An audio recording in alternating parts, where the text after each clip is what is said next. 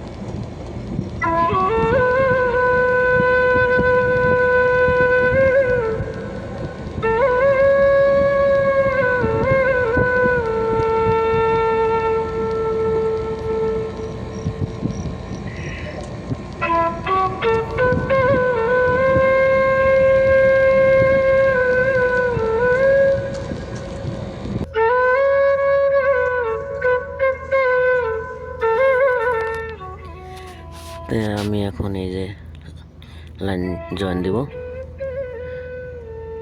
এই তো দেখতে পাচ্ছেন কিভাবে জয়েন দিতে হয়।